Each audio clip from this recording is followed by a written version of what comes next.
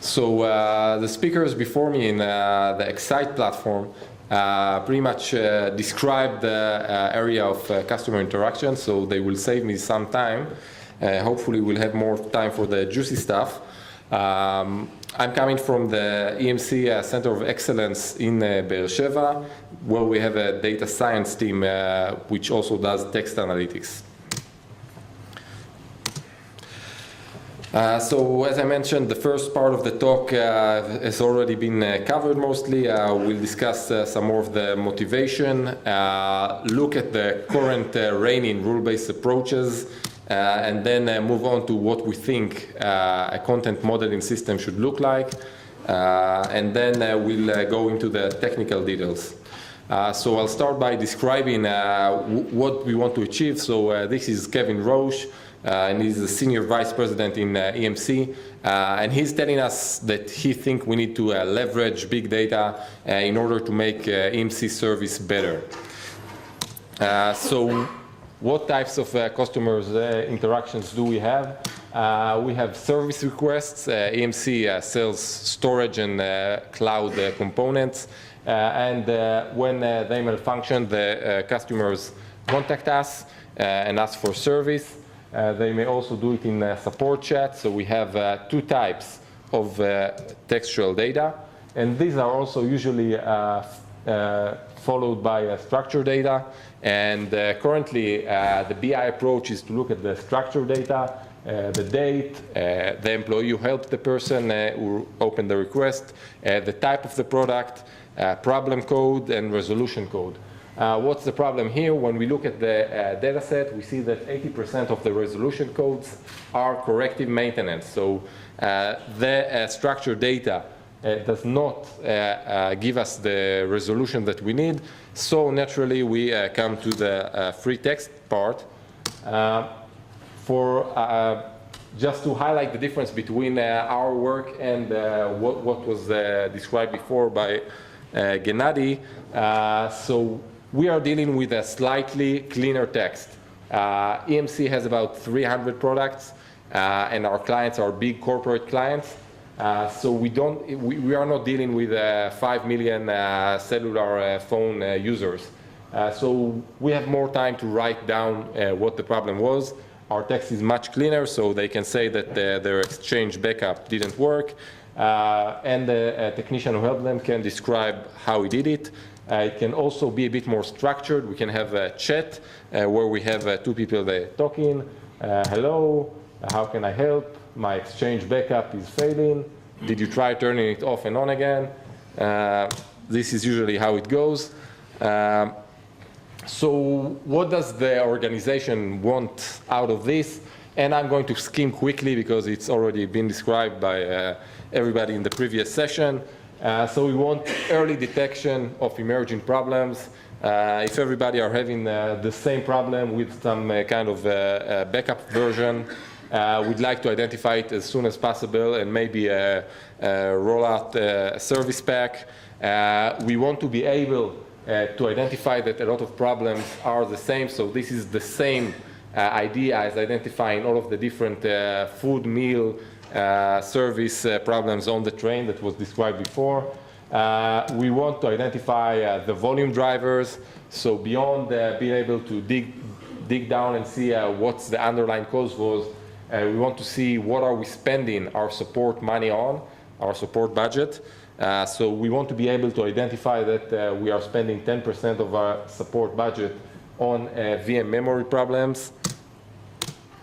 Finally, we want to be able to use this to improve the service. We're going to see in the end how to characterize a chat interaction, and we can see that we can see which support person knows how to solve which problem, and are they being nice enough, etc. So let me start by describing what's currently going on. And we have a lot of companies which sell these products, rule-based products, for a lot of money, and all corporations buy these. So you take a subject matter expert, someone who is expert in the domain. and you tell them to write rules, so they can write that install implies an install call. They evaluate it on some of their documents, identify common errors, and then they go around and tune it. The tuning process may go up to 6 months in a pilot that we did when implementing one of these systems. And these are not, hot representative, cable company representatives.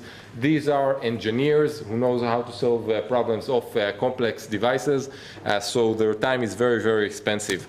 The recall is usually abysmal. When we take one of those rule lists, and we found out that about 40% of the sentences and phrases that they wrote down did not occur in the data in the following quarter. So they are working very, very hard. We are spending a lot of money on tuning these system apps, and at the end of the day, we are getting very little from it. To get high precision, they write more and more complex rules, and it's a bit of a circle.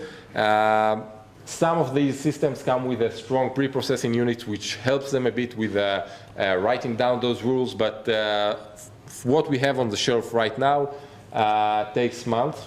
On the other hand, it lets the user feel in control, also emotionally connected to the system. The people that did this 6-month tuning are not going to want to transfer to a machine learning-based system. They're already emotionally invested in the old one. So what's our alternative? Everybody before spoke about solving everything with textual entailment. They're saying that if you have a problem, bring a hammer. We are going to say if you have a problem, bring a mallet, a popular topic modeling kit. So we want to model the data that they really have. We don't want them to define what are the classes that you have in the data, because they're probably wrong. They don't think of everything. It takes a lot of iterations. And their volumes are probably not correct. We want this to be automated, but still allow them to affect the process and tune the model at least a bit, or they are never going to adopt it. Finally, we want this to be reproducible. Once we did it for our flag product, Vmax, we want also to take it and do it for one of the backup products like recover points. It's a completely different domain. They have their own set of thousands of requests per quarter, and we want to integrate it there in days, not in months. Finally, it has to be quick. So when we train a model, it doesn't take 5 hours or 3 days, and a person comes back to and doesn't like the result. They have to press the button again with a slightly different parameter. So we identify 4 stages: pre-processing, unsupervised clustering. So this is going to be the mallet, topic modeling. And this is quite similar to, at the end of the day, to what you did in excitement with the textual entailment. When you look at the result, you're trying to say that different documents are basically talking about the same thing. So we are going to do this with topic modeling. Then we interject the subject matter experts' knowledge into the domain. So everything up until now was unsupervised. And then we need to consume it some way. There are many ways to build dashboards around it or integrate it into the business. I'm jumping ahead of the first step, which is ETL. This actually held us quite a while in the organization. If you work in a corporate environment, you're going to find out that getting to the data is actually quite hard. We have a lot of solutions for consuming data and accessing it. I'll skip forward. So my colleagues before spoke of the need for normalization of the text. They did smart things like looking at how to write a payment. But usually what happens when we look at the industry standard, and I'm talking about the corporate world, not about internet companies or academia. Everybody uses Porter stemmers. And if you have one take back from this lecture, it's an eyesore when you're going to make a word cloud from the stemmed words. It's going to look terrible, and nobody's going to want to work with you. So before we start modeling, we like to lemmatize. You can do it with pre-processing with the part-of-speech tagger or using the NLTK lemmatizer. So I'm just giving out these easy-to-use best practices. Of course, there are much better alternatives in academia. And also, we want to build these word clusters. So this is exactly what was mentioned before. We want to identify that different words describe exactly the same things. We want to extract synonyms. Everybody in the morning discussed word-to-vec. So we can create a deep learning representation of the words, then extract likely synonyms using heuristics such as edit distance, and allow the subject matter experts to edit that dictionary. We can, of course, leverage the same tool, the same result for query expansion. This was mentioned in the last lecture, so this is also useful for the search application. So what do our dimensionality reduction looks like? So we clustered everything. We did not do it with word-to-vec. I actually used Brown clusters, which is a bit more old-fashioned. And then we chose some kind of heuristics. And then we can see that we are getting a lot of the dimensionality reducted. For example, this common license spelling error, or the 15 different ways to spell the name of the product, which is Networker. So how do we cluster the documents? So instead of using entailment, we are using topic modeling. We are using, of course, the LDA algorithm, which I think everybody pretty much knows. So I'm going to dive into the special recipe, which is first using asymmetric priors, and second, taking the time to do some dedup. So how do we do best practices with LDA? And the big difference here, if you are feeding your LDA topics into the next model in order to classify something or parse or find the semantic relations, you may not have to do this. But if you want the topics to be consumed by people, you're going to have to take care and feed your topic models, as David Mimno wrote. So the first key is using asymmetric priors. The vanilla LDA assumes all topics in the corpus appear in the same distribution. They are all as likely. This is the equation. We don't have the time to pull in, but it's the left side. I've never encountered such a corpus, especially not in the real world. So we want to assume that the prior for each topic is different. And this changes a bit the way that we sample the topic distribution. This is work by Hannah Wallach, which is now in Microsoft. And this is not supported by most big data LDA solutions off the shelf. So I think this is a big drawback if you look to use these solutions. Another thing, this is actually part of my academic work with Michael El-Haddad. So you're going to encounter copy-paste, especially if you're looking at the customer interactions. Our great support personnel, they just copy and paste the last answer. And this introduces noise and imbalances into the topic modeling. Some of you find it easy to believe. Some of you find it incredibly hard to believe. So these were the reviews we got over the years.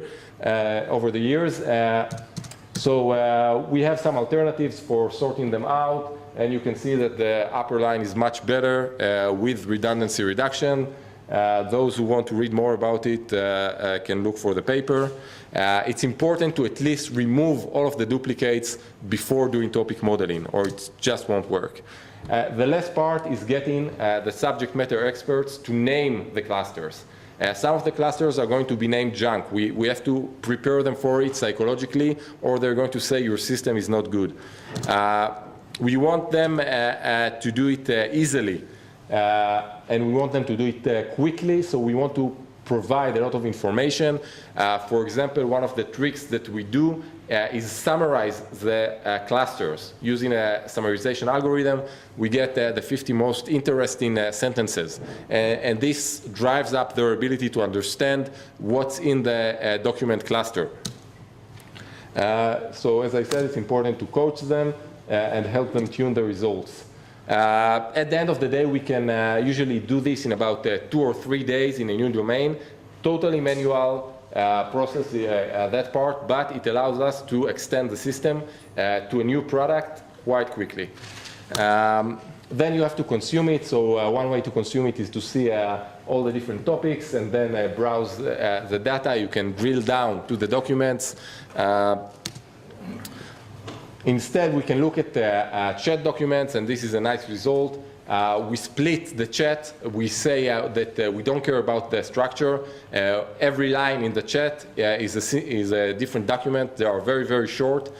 However, when you look at the results, you can see that one topic dominates when you take all of the chat lines from specific chat interactions. So we can know that they spoke about that green thing, which is licensing, I think. And one of the blue ones is polite words, which are also very important. We can see in another chat that the other guy is more polite. If we see that they are talking about a lot of subject, we can know that the support person did not know what the problem is, and he tried some of that, and some of that, and some of that, until he found the right solution. Again, we can contrast this with the structured information to gain more insights. Again, all of this is once you have the tags, the manual topic labels, you can use it as structured data and do whatever you do in BI or decision making process. Thank you.